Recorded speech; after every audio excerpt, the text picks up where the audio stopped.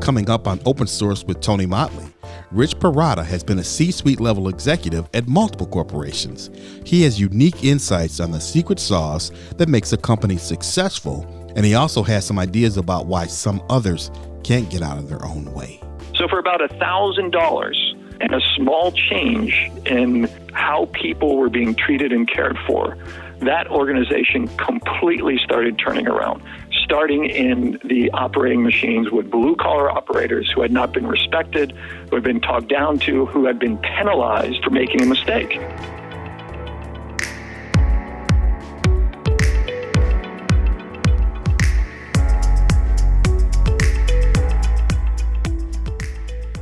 Rich Pirrotta knows American culture. He's been a C-suite executive multiple times.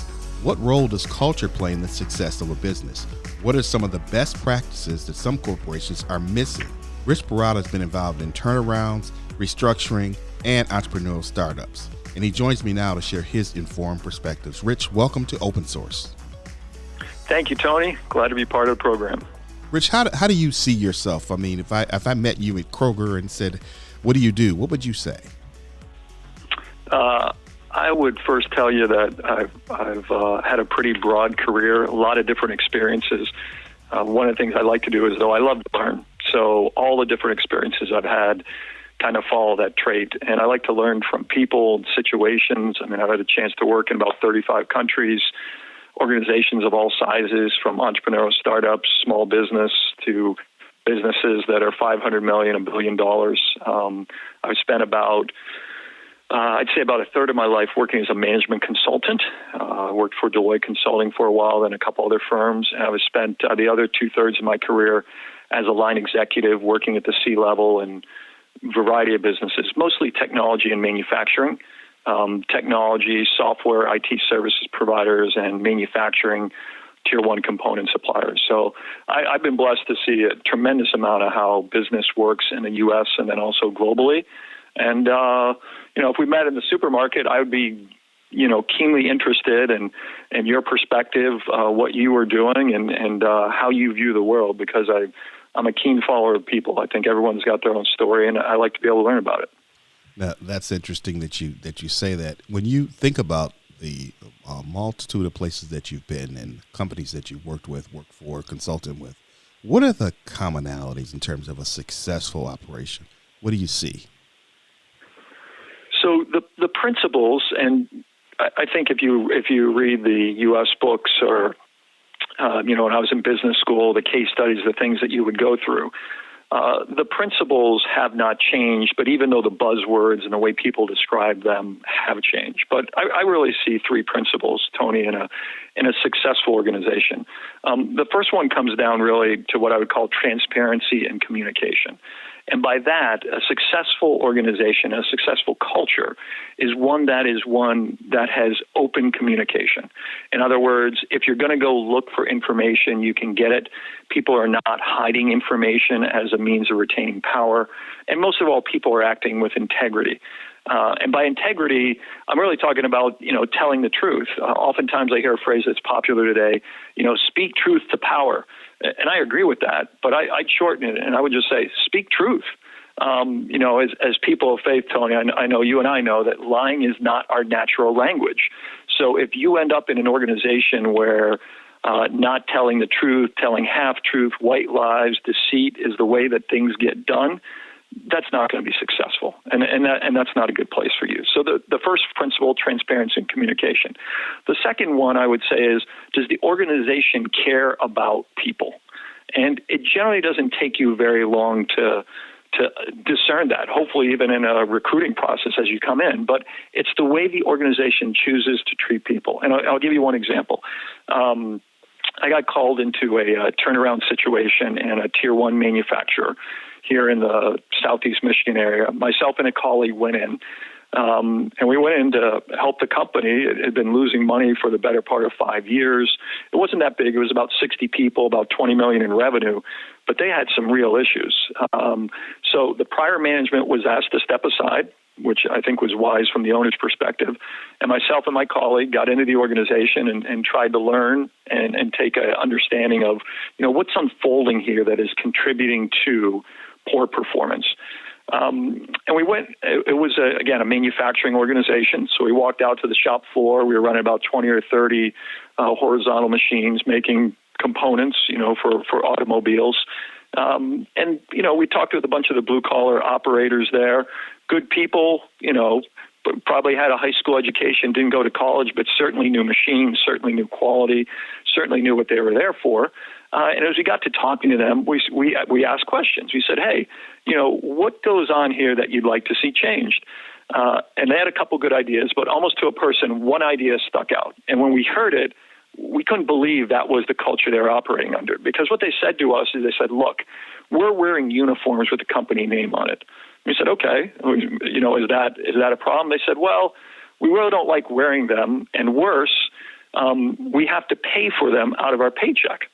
We said, wow, that's kind of crazy. How did that happen? They said, well, the prior president, the guy you guys replaced, he came back into the shop one day with a customer, and one of us was wearing a T-shirt on that had something, kind of vulgar or crass.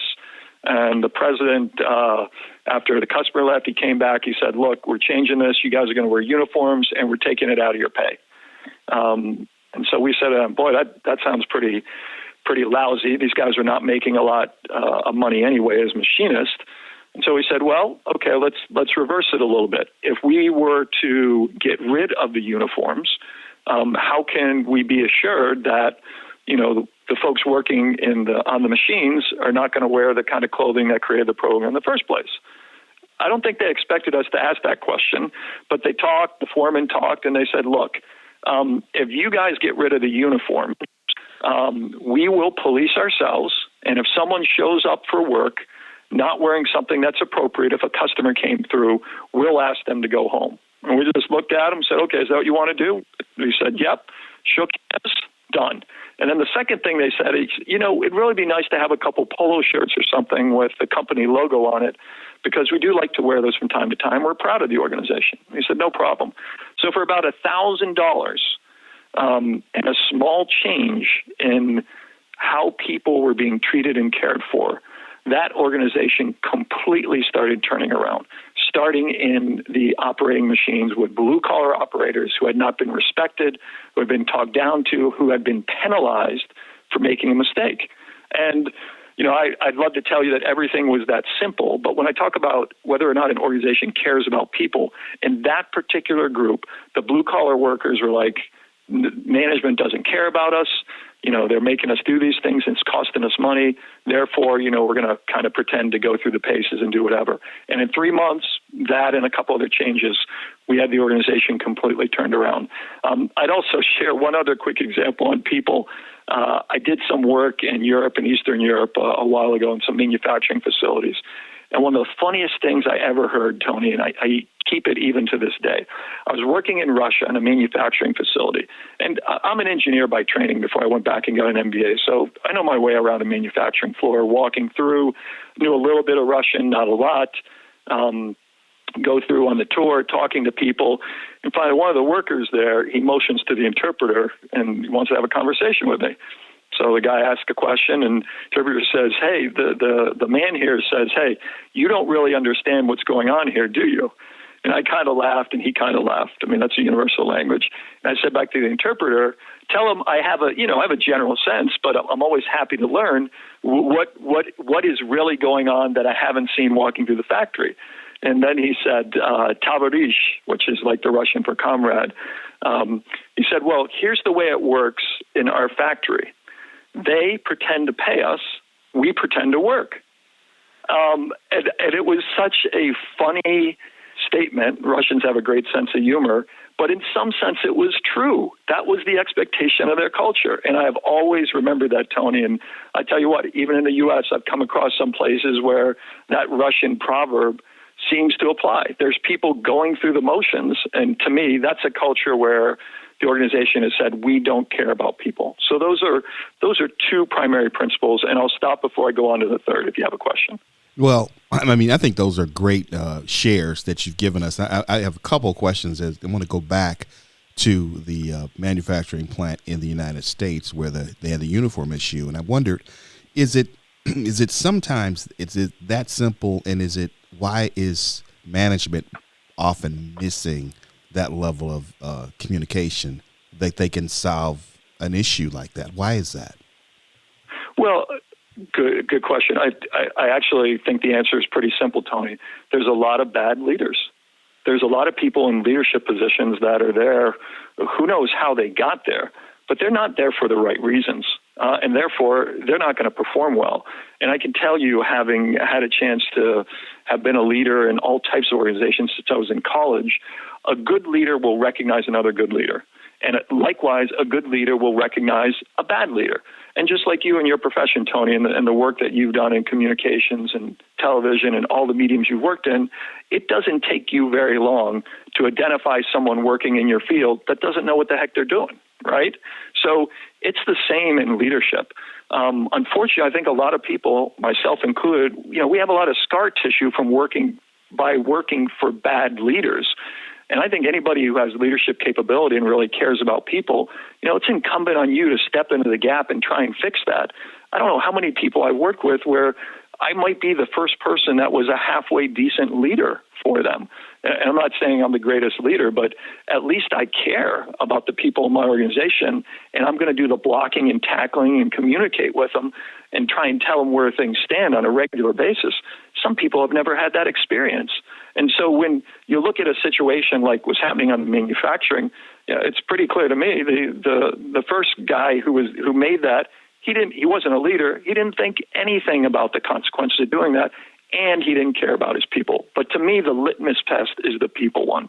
If you genuinely don't care about the people that are working for or around you, then you should not be a leader, because it's not going to work out well for you, and it's not going to work out for the folks. When you become a leader of a team, at least 50% of the time is going to be spent dealing with or investing in or dealing with people issues. And they're going to be messy because we're human. We make mistakes.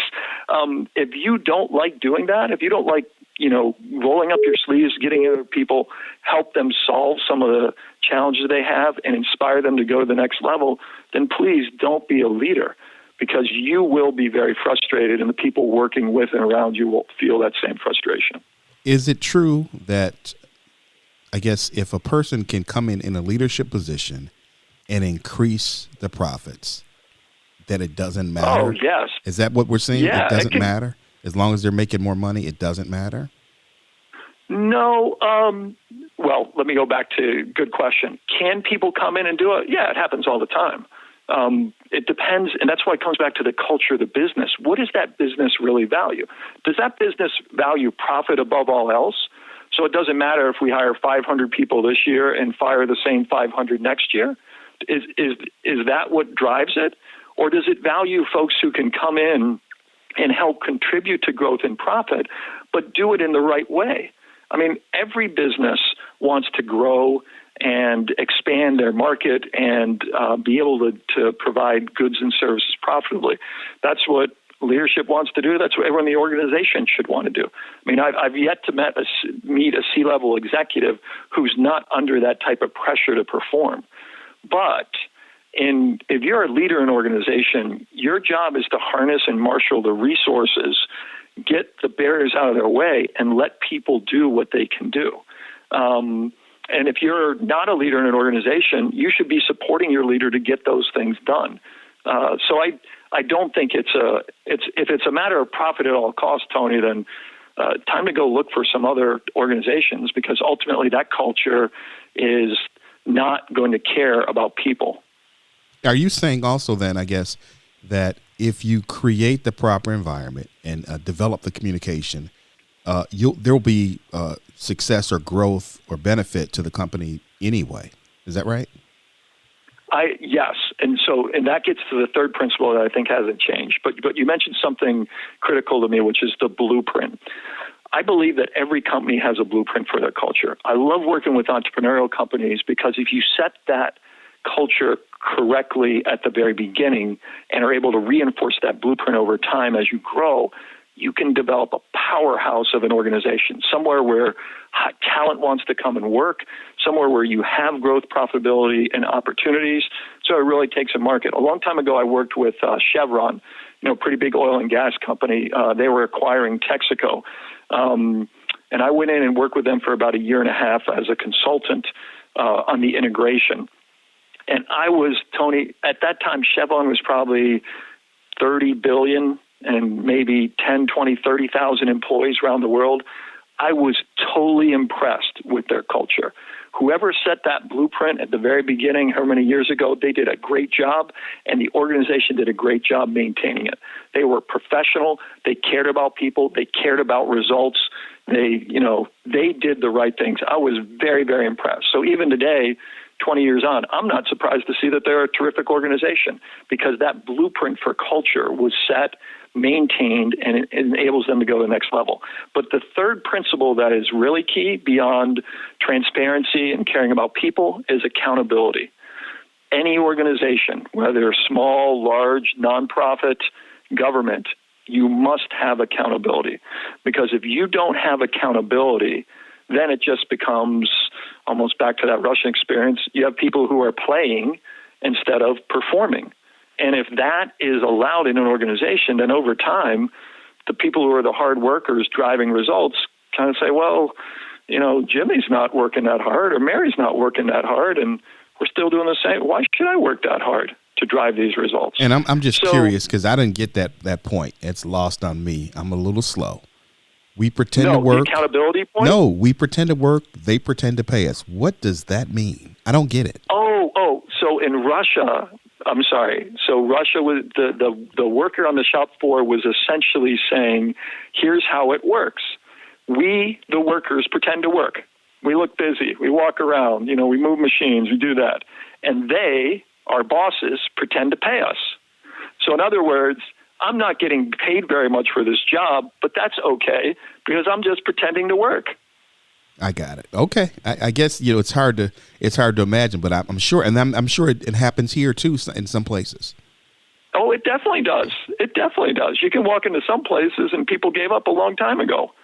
They're getting a paycheck that's might be 50, 60, 70% of what their potential is, but they don't get pushed to deliver results in the organization.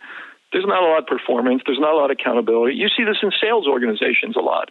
You have your top performers that are driving 80% of the sales of the organization. You've got the bottom who are driving nothing, and the spotlight is on those people, and they're probably going to get fired. And then you got the great mass in the middle that, they'll sell things every once in a while. They'll get close to their quota, but they're just playing the game. So, yes, my friend from Russia was very insightful. It just doesn't happen in Russia. It happens here. But, Tony, that's why the third leg has to be accountability. I was in an organization not that long ago where the organization was made up of a series of other organizations that had been acquired. So the company was a serial acquirer. So let's say a company of 50 people was acquired. Those 50 people came into the larger company of 500 people, and now all of a sudden they're in a larger organization. Now, they were acquired. There was an exit. They probably did fairly well. They have a job. They're all excited. In their world, as a small company being acquired, they were doing pretty well. They get into the larger organization, they look around, and they see people maybe not as performance-oriented, or maybe not as goal-oriented, or maybe not driving the same results. And over time, do you think they really perform in that organization? No. They adjust to the culture. And so after 3 or 4 years, you probably wouldn't be able to tell who the folks were that came from a high-performing organization or not, because the culture of that larger organization was maybe just set on, going the middle ground. Now, as a top level executive, when you go into a new organization, I'm sure it's just human nature. There's some resistance. How do you navigate that when you come into an organization, especially when people fear change, and change is a constant, so that fear is always there. How do you handle that? Well, and that fear is often valid, Tony, right? Because remember, a lot of people have scar tissue from poor leadership or bad examples. They don't know. I came into an organization not that long ago. It was one of the largest ones I worked in. We did about $500 million in revenue, and I came in at the C-level. And the first question I asked I had about 45 people reporting to me in this part of the organization. The first question I asked was to two of my direct reports.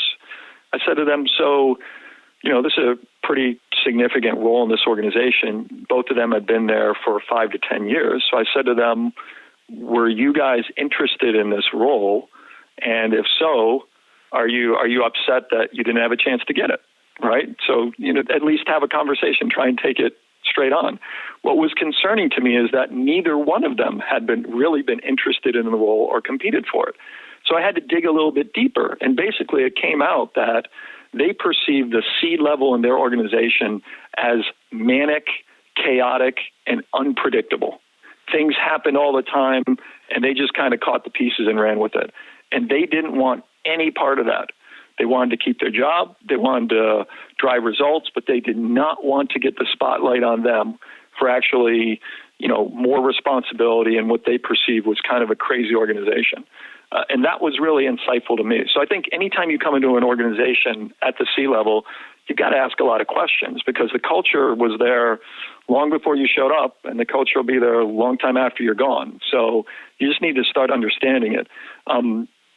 Secondly, with that group of people, I understood that they had some amazing insights and ideas about changes that could be made in the organization that would help drive growth and help them go to the next level. But they were kind of afraid to bring them out because what they had seen in the past is people who had suggested ideas kind of got shot down if they were seen as anywhat threatening to the existing C-level team. So I learned pretty quickly that this guy's got great ideas. I said to him, look, I'm going to be your champion. We're going to weigh these out on the merits of what we're doing, and we're going to see if we can get some of them pushed through. And then I went about doing blocking and tackling in the organization for their ideas, plus some others I had in my own, to help us drive to a more performance-oriented organization.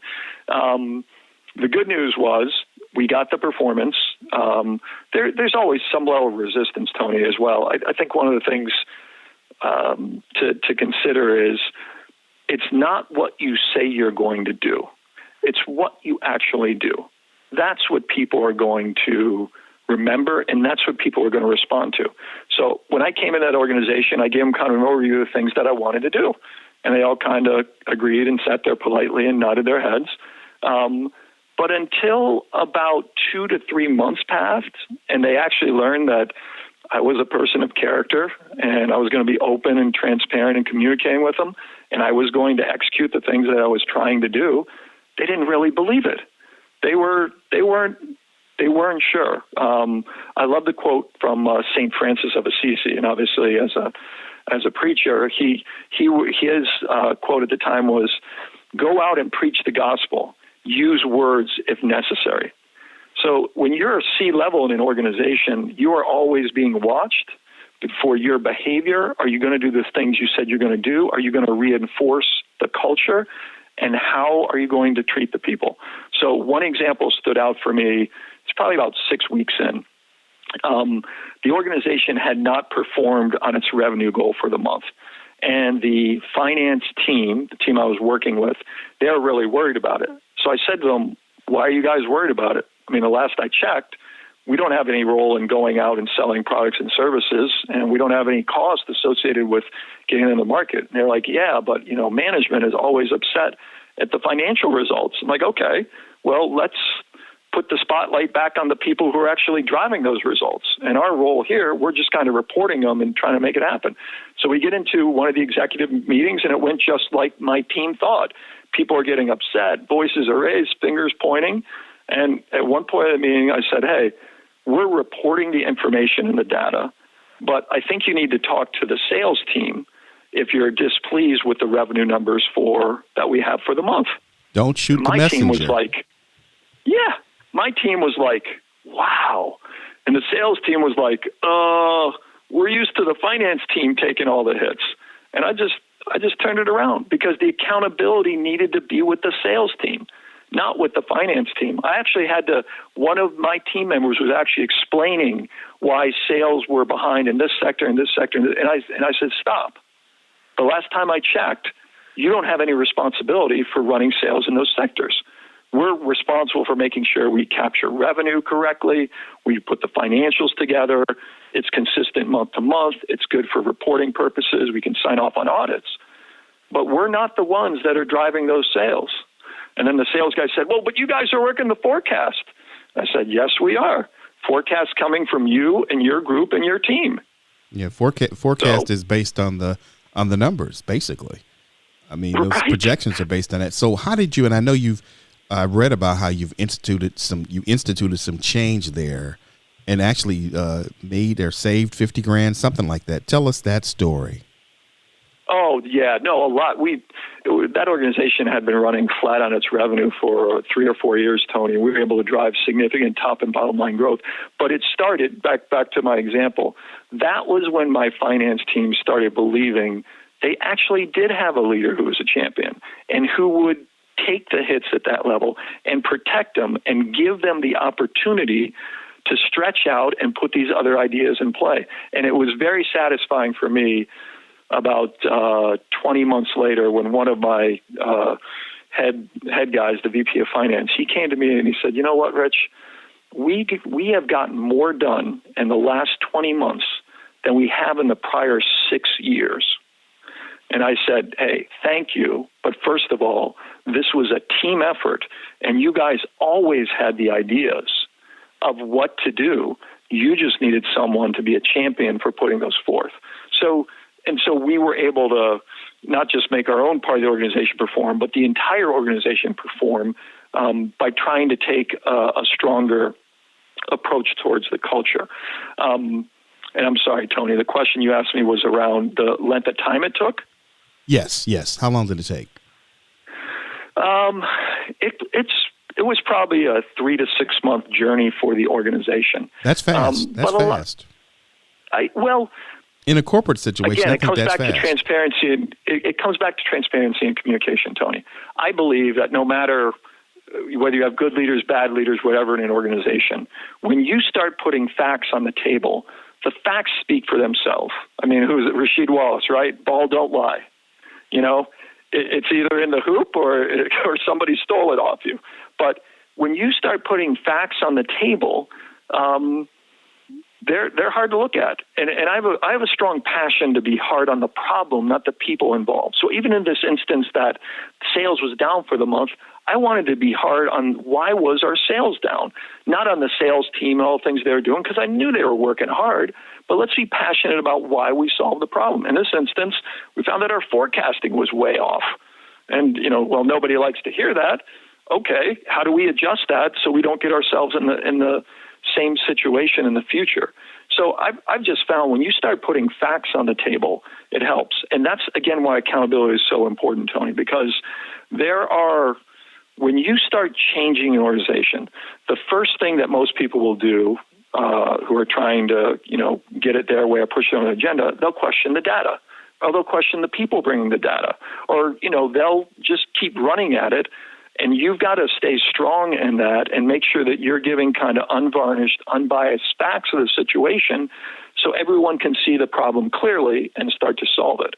And then change can start unfolding.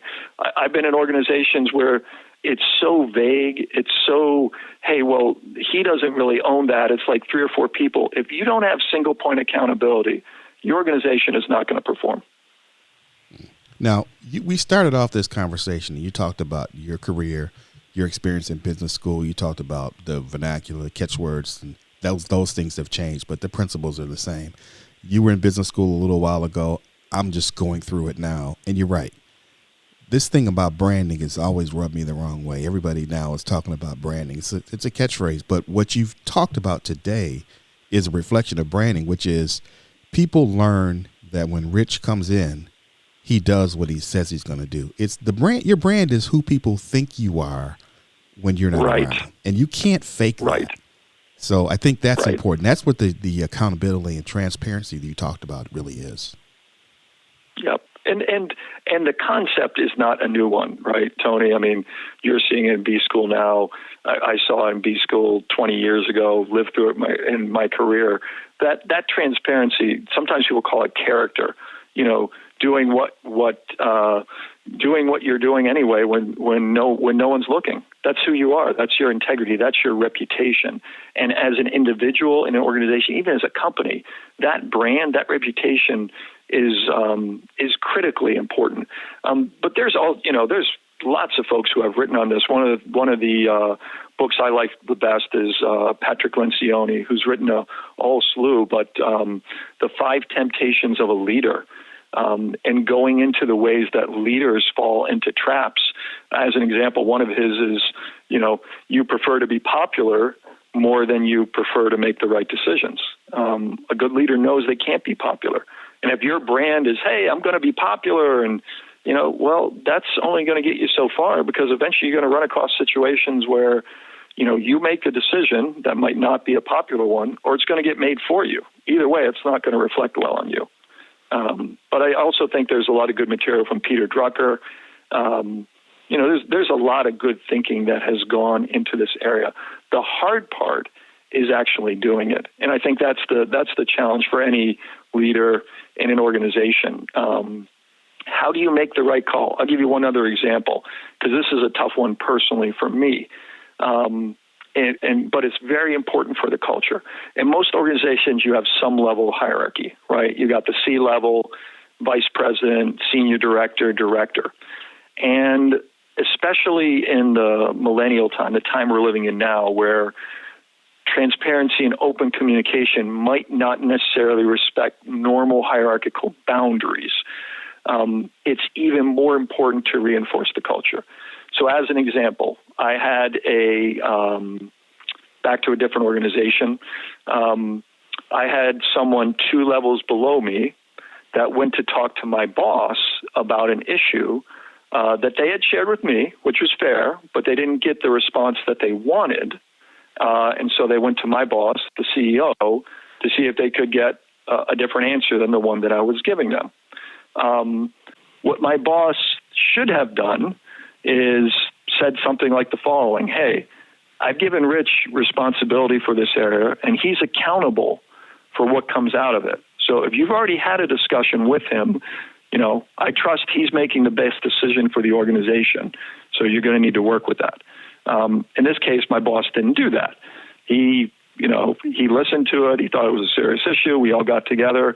Ultimately, he understood the issue. He saw it the way I did. And I didn't take it out on the person in my organization, but it just was one of those things. It's like, hey, we just spent 6 weeks going through an issue that I had the responsibility for initially. My boss could or should have backed me up, so we didn't spend the last 6 weeks going over something that wasn't going to change. But I know I've done the same as well. When someone's working for you, when their subordinate comes to you with a question, our temptation is to solve the issue or fix it, when it really should be, hey, I know you're talking to me and that's good, but you report to John. Did you talk to John about this? Yeah, but he wasn't. Okay, well, look, I've given John authority to work with these, and he's being held accountable for those results. So if that's the conclusion John came to, that's the conclusion we really need to work with. Now, that's very hard, keeping and reinforcing that culture in that organization, but you can see what type of slippery slope it is. If people all of a sudden get the idea that, hey, anybody can go to the CEO or your boss or whatever and talk about stuff that they don't like, you're not going to perform as an organization. Now, of course, this doesn't apply to whistleblower issues or harassment issues or things that occur in the organization. Most organizations have a channel for doing that, and that is always appropriate. But I'm just talking about normal, day-to-day, strategic, operational business issues. That's one I know that every time someone comes to me like that, I have to remember, hey, I have delegated authority to people in my organization. They're accountable for it. I got to let them work and go through these things. And sometimes it ends up well, sometimes it doesn't. But that's what delegating and holding people accountable is for. It sounds Does that make sense? Yes, it sounds like what people accuse the Dallas Cowboys of, but I don't want to go there. As we wrap this up, we're in a new day now. And so people are working from home and not working at all at some point. So there's been a little bit of a change.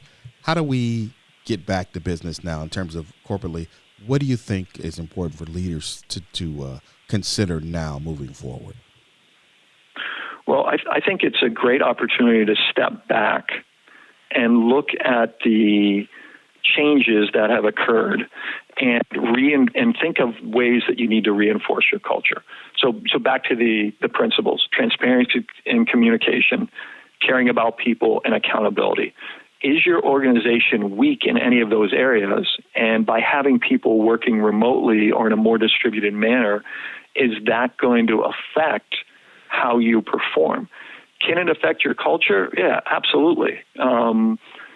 How are you going to continue to communicate you care about people and you're willing to invest in them when maybe you don't see them on as frequent a basis? Maybe you have an organization and it wasn't that transparent and open in communication to begin with. Well, now's a really good time to determine, how am I going to fix that? Maybe I need to have more succinct meetings, and by that I mean a meeting with an agenda and a purpose and an outcome to communicate. Maybe I need to have more all-hands meetings so the organization can hear things from leadership, but also ask questions. And then lastly, on the accountability front, look, it's very difficult. I personally believe that when you have people working remotely, you're going to have productivity drop. Now, at the end of the day, we're all knowledge workers, right? We should be measured on output and results, not necessarily how much time we put in. But I think it's important to be able to communicate to a remote workforce. Look, maybe we've been a little loose on the outputs or results we want you to drive, but let's sit down and lay them out clearly. So whether you think it takes you 20, 30, 40, or 50 hours a week to deliver these results, let's have that conversation. I also believe that people can be more productive when you don't have to commute somewhere and you can be around your family or do other things. But I think for leaders, it's time to evaluate and refine some of those things. And if your culture is not strong in those areas, think about how to prop it up. Because there's one thing for sure in this time, Tony. If you're not a high-performing organization, eventually the clock is going to run out. Because the challenges of how you work with your people have just changed. And I'm a big believer in teams. I believe that people and teams will outperform an individual 90% of the time. So you got to make sure you get those teams together to be high performing.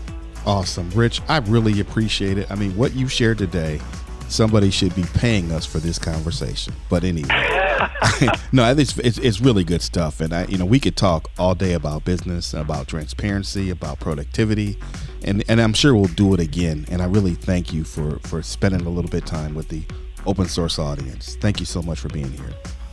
Thanks, Tony. Take care. Right. We'll talk to you guys next time. Like the show, share the show, tell a friend.